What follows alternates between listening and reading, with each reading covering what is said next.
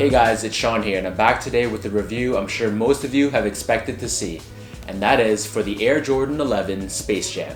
So these Space Jam 11s continues on with Jordan Brand's annual tradition of dropping a Jordan 11 colorway during the December holiday season. So these released on Saturday, December 10th for a retail price of $220 US and 295 Canadian dollars. As with all the Jordan 11 holiday releases, these were a massive general release. So here in Toronto, not only did the independent boutiques get these, but in addition, almost all the Foot Locker and Champs locations that are in and around the Toronto area got some sort of shipment of the Space Jams. So stores ranged from either 1 or 2 size runs to even 500 or 600 pairs for the more popular locations located downtown. As is true with almost all the Holiday 11 releases here, no matter how many pairs they seem to drop, they seem to almost always sell out on the day of the release. So for me, I woke up bright and early at around 6:30 a.m.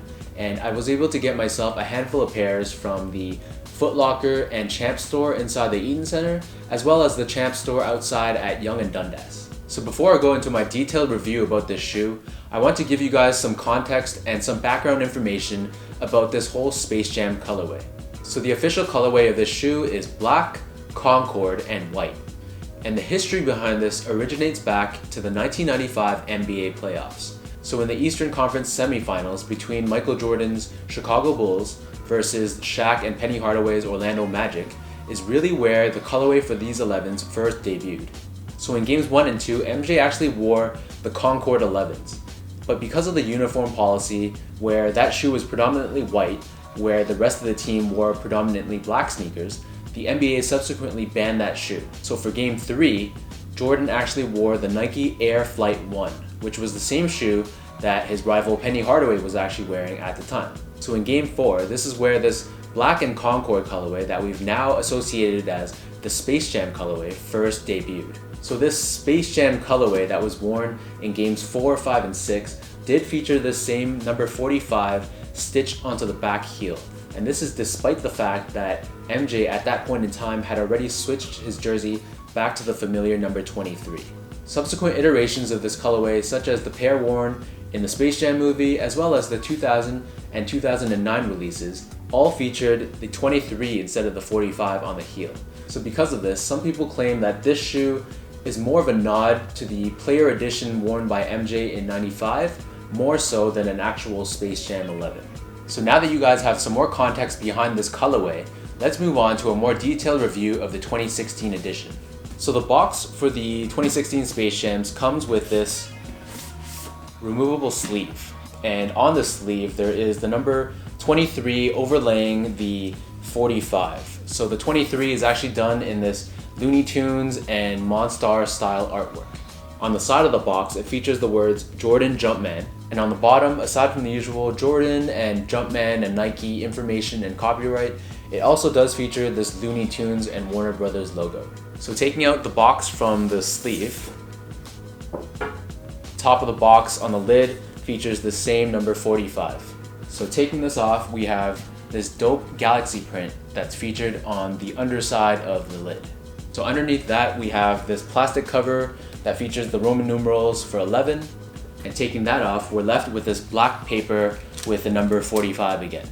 And then taking everything out of the box, we're left with this galaxy print once again at the bottom, but this time it does feature this metallic purple Jumpman logo right in the center.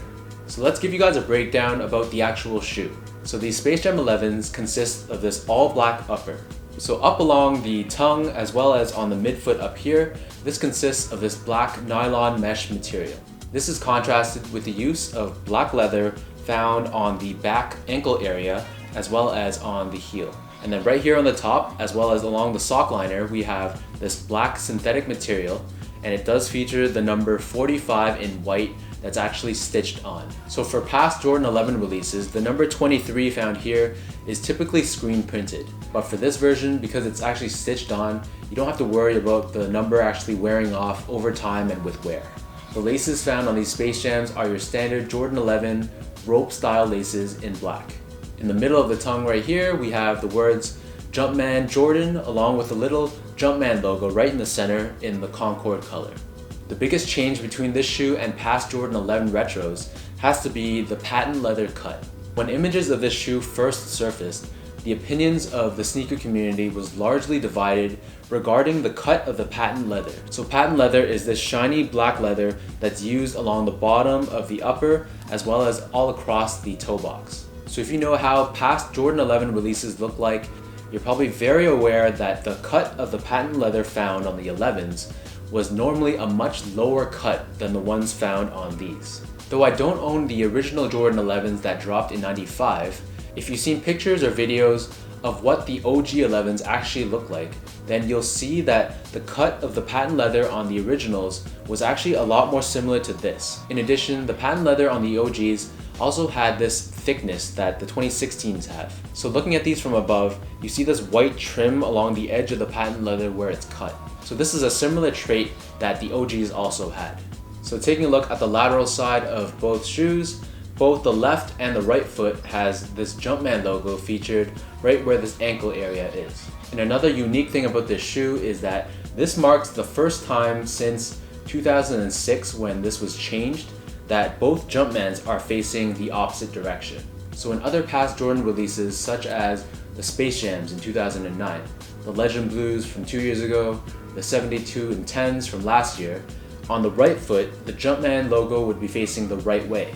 But on the left foot, for those pairs, the Jumpman would also be facing the right way. So when you look at them together, both Jumpmans on those pairs were facing the right. For this year, Jordan Brand has finally changed it back to how the OGs were, with both Jumpmen facing the opposite direction. Taking a look at the bottom, we have this blue tinted translucent outsole, along with these Concord colored pods on the forefoot and the heel, and this carbon fiber shank along with this Jumpman right on the middle of the outsole.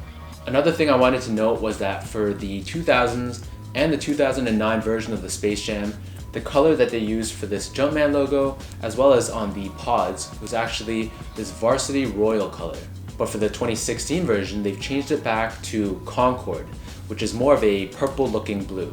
So changing it back to this Concord color is a nod back to the Player Edition version worn by Jordan back in the '95 playoffs. Last but not least, taking a look at the inside of the shoe, we have this plastic shoe tree in Concord with the Jumpman logo in the center, as well as a black insole with the white Nike Air logo stamped on the heel.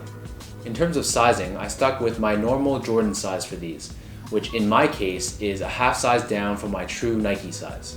So I find that in general, Jordans fit big. There are going to be a few exceptions to that rule, of course, such as for the Jordan 1s, Jordan 3s, Jordan 10s, for example. So those three silhouettes, I find they fit more like my true Nike size as compared to the other Jordan retros where I typically almost always go a half size down.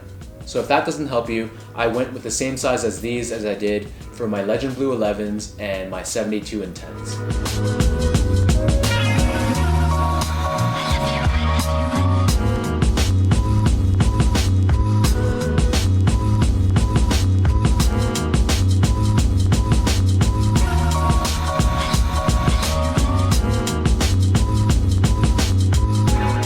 Now that you guys know all about this shoe, now it's time for me to give you an on-feet look.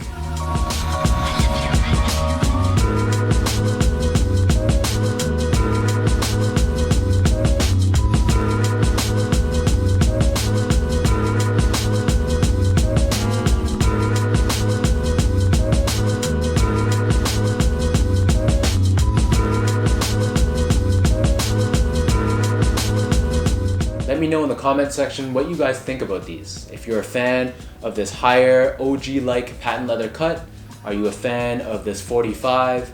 Are you a fan of the use of Concord compared to the Varsity Blue? As always, be sure to follow me on Instagram at SGO8 and definitely hit that subscribe button down below. Until next time, thank you guys so much for watching and I'll see you again in my next review.